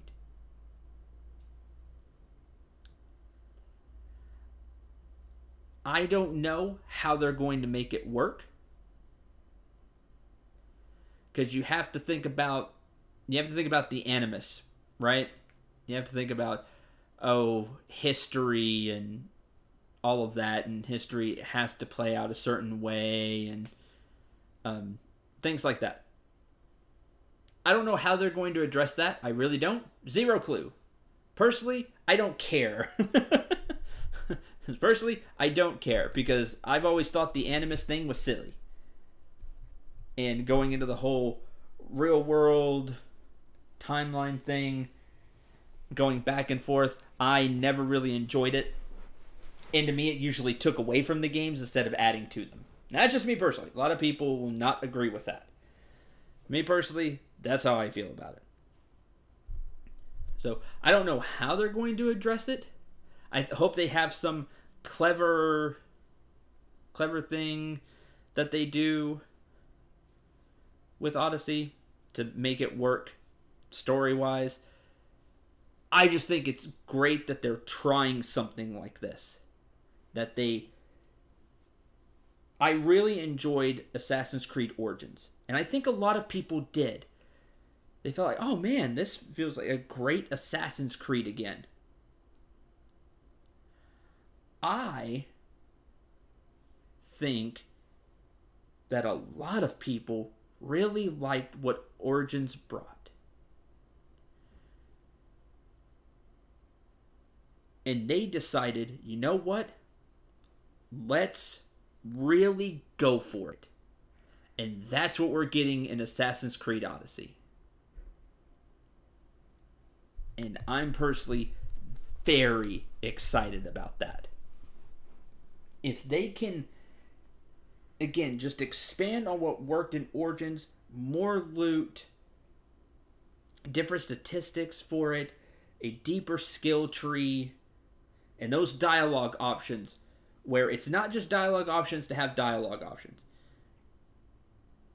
Have at least a few of them really matter. Whether it's you make a mission, they don't even have to really matter, just matter in some way. It's like, oh, because I chose to go this route instead of, I went route A instead of route B to attack this place. It's harder now, whereas route B would have been easier. Just even little things like that, where it feels like your choices have consequences, have some kind of weight to them. I think it will be phenomenal for the game. Not just the game, but this could, if it turns out really well, it could set up for the next Assassin's Creed game. And maybe not just Assassin's Creed. Could set up for some other franchises maybe coming in the future who are more action-oriented, like an Assassin's Creed. It's an action game. But then decide, hey, we should throw in some options like this. And I think that would be a great boon for gaming in general, and for the RPG lovers like me. People that really love RPGs. But again, I don't know how they're going to tackle the whole... If your choices can make a difference, like, historically, quote unquote, for the history of like Assassin's Creed games, because they do use some historical NPCs. For example, in Assassin's Creed Odyssey, you do have the Spear of Leonidas, the broken Spear of Leonidas. So you have Leonidas. I believe they showed, I want to say Socrates. They did show you do talk to Socrates, which is interesting. You can have dialogue options that don't affect history per se. So everything kind of plays out how it, quote, should, unquote, just with assassin intervention. Quote, assassin, unquote, intervention. Because I think this is supposed to be before the assassins, like the assassin order is officially established, because that was Origins. This is before that, which is a person kind of going rogue, I guess. I don't know what they're completely going for here. We'll see. We'll see soon, because story. But what I'm saying is you can have dialogue options that affect the game, but don't necessarily affect how things should play out. So, for example, you have it to where a mission is easier or harder depending on your options. You make friends with an NPC or not, depending on your options. Depending on what you do. You lock yourself out of a quest maybe because you really butcher a talk with a high official or something. Or you open up, instead of locking any side quest, you unlock side quests. Let's be more positive. You unlock side quests by doing well in dialogue options. They had where you searched around quite a bit with Bayek to like find evidence of things. You could have that be a part of Odyssey. You search around and you unlock dialogue options from finding enough things. Kind of like a mystery or something. Oh, I have these 3 pieces of, quote, evidence, unquote, and now I can turn them into like a clue or something. Or it's like, now that I have these, I'll get an extra dialogue option that I wouldn't have had before. Like, I can show this person, hey, you're a corrupt official, and here's the evidence to prove it. And then he panics, and you get this extra side quest. Or you get a bonus reward. For example, you get an extra piece of gear. Or bonus EXP. Something like that. That would work really well. I think that would be a great way to take these dialogue options. And then, if you don't do it right, well, you just miss out on a piece of gear that you'll probably find a better piece of gear later anyway. Or you missed out on bonus EXP. It's like, oh, that stinks. I could have got more EXP. But at least you don't game over or something. You don't miss out on a complete huge side quest chain or anything like that. You don't have to go to those links. You just have, like I said, bonus EXP, bonus gear. Wait, you feel great if you accomplish these side dialogue options or make good dialogue choices, or it's good decisions in game. You're rewarded. I think that would be a fantastic way to go for all of these dialogue options. That way, if you're a person that does enjoy the big story of Assassin's Creed and the realistic characters and history and the real world and all of that, the dialogue won't affect it. It just affects, what's that? Bonus EXP, bonus loot. I think that'd be a really, really good way to go. That brings us to the end of hour 2 of Afternoon Power Up.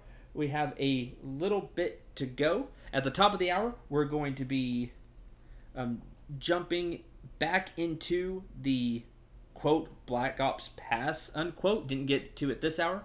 We'll jump into that at the top of the next hour and talk about why it's not just bad for gamers in their pockets, but it's a really bad business model as well. You've been listening to Afternoon Power Up. Your host, Cendril89.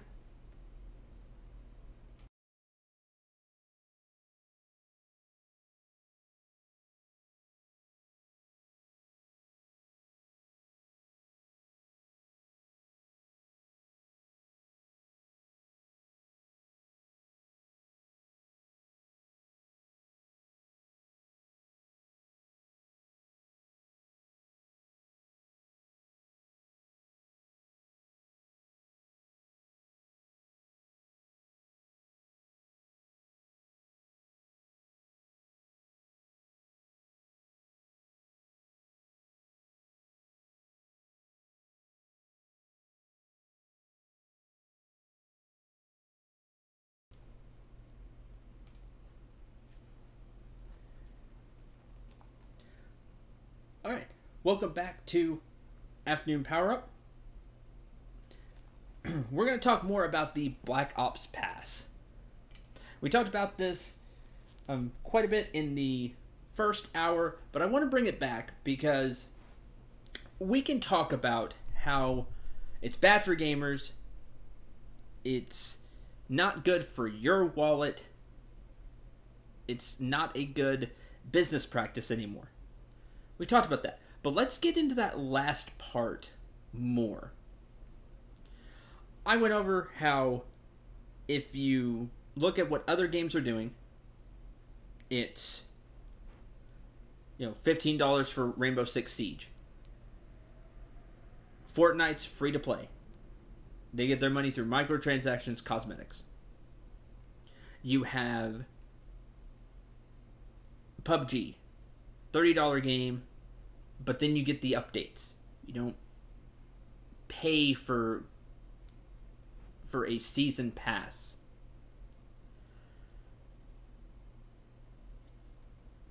But that's what you're going to be doing in Call of Duty Black Ops 4. I hope they change it. Because not only are you going to be buying this season pass, you're going to have to buy more people that come out. Kind of like Rainbow Six Siege, but you've already shelled out at least $100 for the Black Ops, for Black Ops 4. If you buy the bundle, you buy the game and the Black Ops Pass. That's $100. Plus, on top of that, microtransactions, which could be for usable loot in game. We're talking guns that you use in game, like gameplay elements on top of the Black Ops Pass. Plus new people to pay. There's a large amount of money that the gamer is going to be throwing into Black Ops 4 if they want the full experience. But this is a terrible decision for Activision and Treyarch. Why is it a terrible decision? Because we've seen the model is gone. This model doesn't work anymore. You're going to be losing fans in droves. The hardcore fans are still going to pick up Black Ops, right? They're going to pick up Black Ops 4. Sure, of course they will. But there will be a lot of people who look at Black Ops 4, see how much they're going to have to spend on this game, and then decide, no, I'm going to go try something else.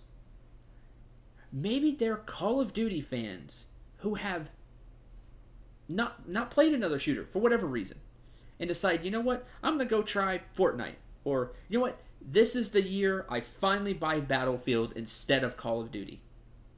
They decide that's the way to go. It's like, oh man, Battlefield 5's doing updates and free DLC. No loot boxes. I'm going there. That's where I'm going.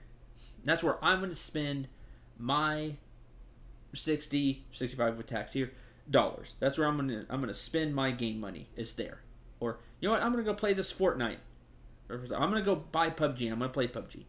Or, you know what, I've really been thinking about getting into Rainbow Six Siege. I'm going to do that instead. This is a real concern for Activision and Treyarch. This business model is not good for business now. Just think about it from a business perspective. Sure, this is your cash cow. Is Call of Duty. Put out a Call of Duty game, makes tons of cash, you move on, make the next Call of Duty game. Great, fantastic. But you're killing the cash cow here. You're going to be driving off players.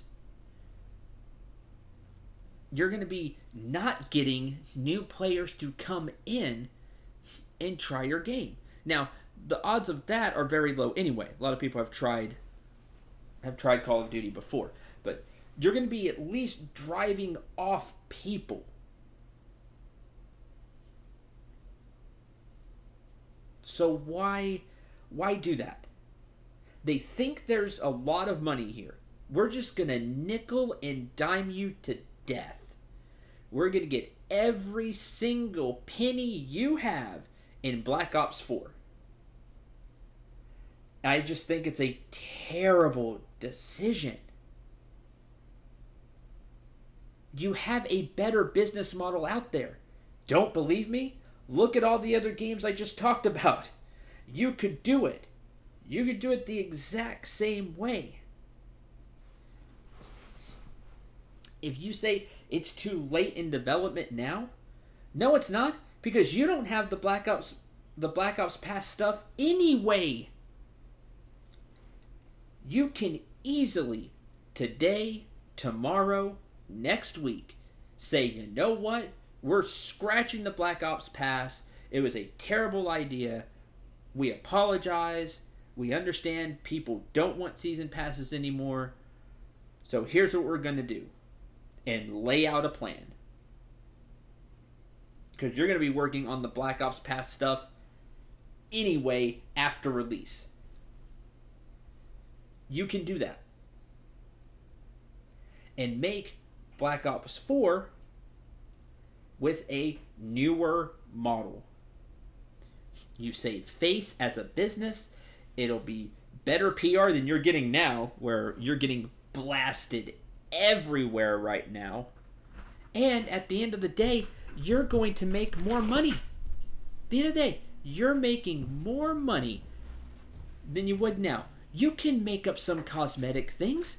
You can make up skins for people, skins for guns, skins for a bandana, headgear, different looks of equipment. All of that is doable. And then you can charge for those the same way that Fortnite does. And you know what? If you have as good of a game as you think you do to nickel and dime people to death in Black Ops 4, people will buy those cosmetics. I guarantee it. If it's a game that's great, people will buy cosmetics. Then with cosmetics, your Call of Duty, you can get cross promotions with people. Of course you can. Do cross promotion skins. Do winter skins. Summer skins. Special event skins. 4th of July skins. Whatever it may be. And you could just charge a few bucks for them. People will buy them. Make calling cards. People will buy those. And be like, now they're nickel and diming us in cosmetic stuff. Yes, but it's different because that doesn't affect your game experience. It just affects how you look, how the other person looks. That's all it does. Don't charge for things that will change the gameplay experience. That's the key. This Black Ops Pass, it does change it, because it's guns, it's maps, it's things you can't play without it. This is an outdated business model that if Activision and Treyarch are smart, they will quickly get rid of. Like I said, next week, it could just be gone. And everything I said here is now gone, and everything is fine. Everything's fine. And everybody will be happy again, because their voices were heard. There is much grumbling about this. That's this is the time where the company needs to listen to the fan base.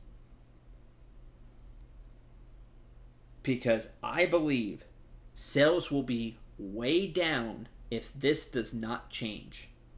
People are going to go to another shooter. Or they'll just buy the base game and never buy the DLC. Whereas in the past, maybe they would have bought Pack 1, like I said at the beginning of the show. One of my friends buys Pack 1, maybe Pack 2 of the DLCs, and plays them. Okay. Here, it's all or nothing. You either buy the Black Ops Pass or you don't. I'm not buying it.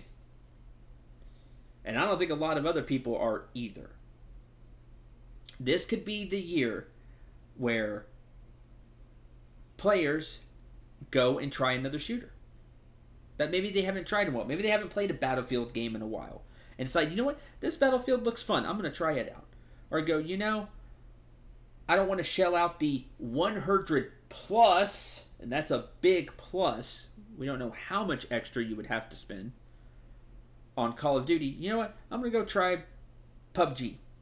I've been thinking about it. I'm going to pull the trigger. Or, you know what? I'm going to go to Rainbow Six Siege. Buy the starter and give it another try.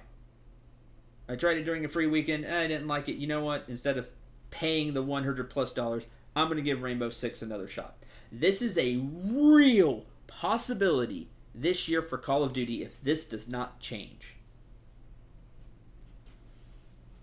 Then you're going to lose money on the Black Ops Pass anyway, because people won't buy it. Even if your game is really good, they see everything that you have.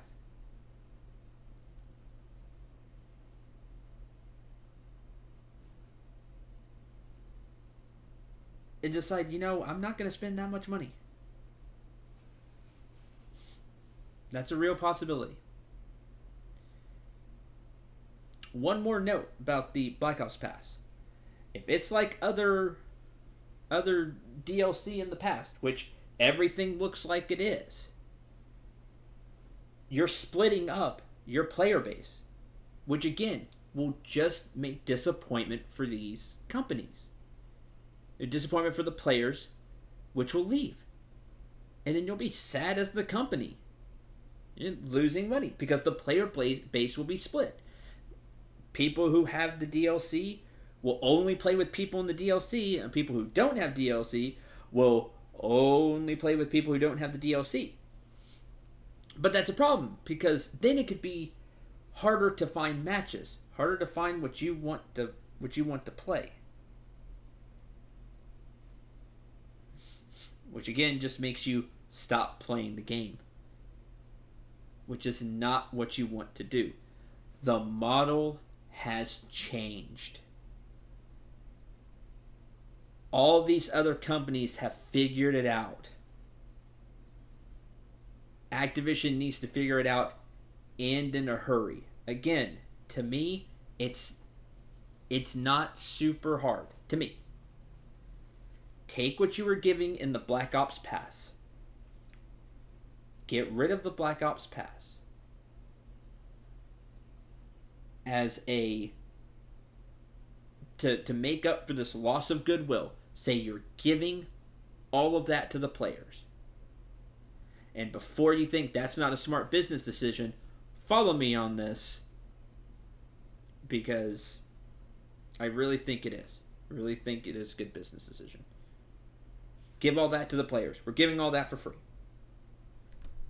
Then you have those COD points, right?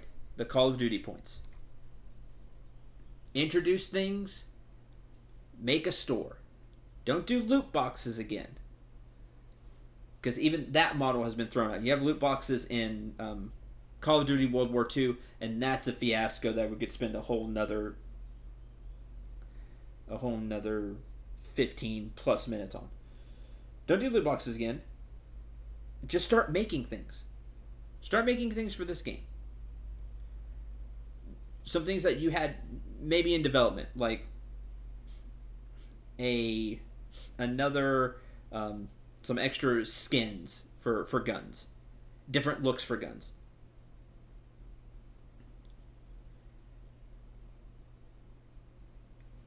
Then you charge for those.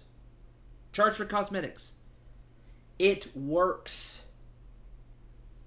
Because we've seen that the model works.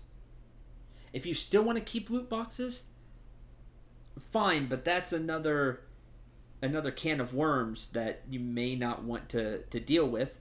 But if you're going to do loot boxes, no game-changing things in there. Don't put guns in there like you have in World War II.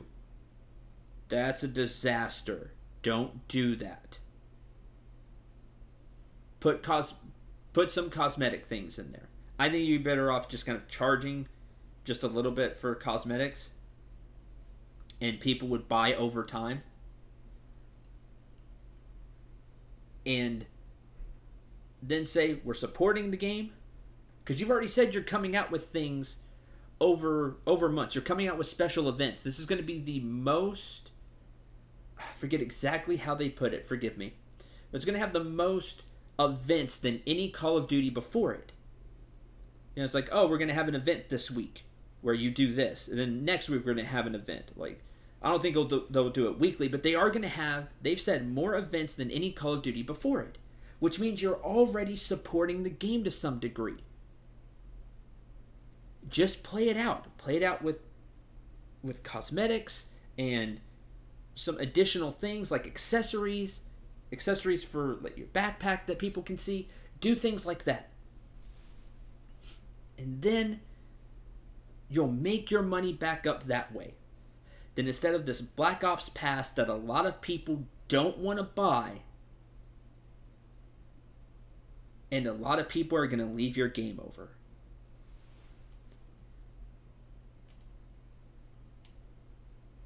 Okay. With that, we're coming to the end of this first show. Yay! Inaugural test run almost complete. And that brings us to the level's final save point. That's what we'll call the ending segment of the show. And today's final save point is the best thing I saw at E3. I love E3. It's one of the biggest times of the year for me as a huge gamer, a person that really cares about the industry. I love seeing all the different games and things that are going to come out. And there were so many fantastic games at E3, between things we already knew were going to come out, like Smash, Super Smash Bros. Ultimate, like Spider-Man that comes out in a few months, to things that are still very far away, like The Last of Us Part 2, which that trailer and gameplay was just crazy looking, to announcements like Neo 2, which I am super excited for. I actually really enjoyed Neo, which is saying something because I'm not much of a Souls fan. But I actually enjoyed that game thoroughly. So hearing that has a sequel in the works just blew my mind and made me very excited. Anything and everything in between for those. There were so many great things at E3. But the game that got my attention the most was a game that didn't even get a release date. We don't know when we're going to see it. I'm hoping we see more next year and get a release date next year at E3. A game that really caught my eye as something to watch for in the future. And what I thought was the best in show to me. Because it's easy to pick a game that's going to come out like a Spider-Man. But the thing that blew me away was the game Ghost of Tsushima. If you didn't see that game, Ghost of Tsushima, go look up the gameplay trailer that they did. That was phenomenal. Between the aesthetics of the game, the way it looked like the game was going to play, the art style, the ideas behind it, it grabbed my attention the most of any game. I like samurais, and if you've ever seen old Japanese samurai movies, and like them, it's like, oh, that was kind of cool. If you're one of those people, you must look at this game. It has some of those same aesthetics. I've seen the trailer and the thing they showed at E3, like the gameplay, and just the show they put on at E3.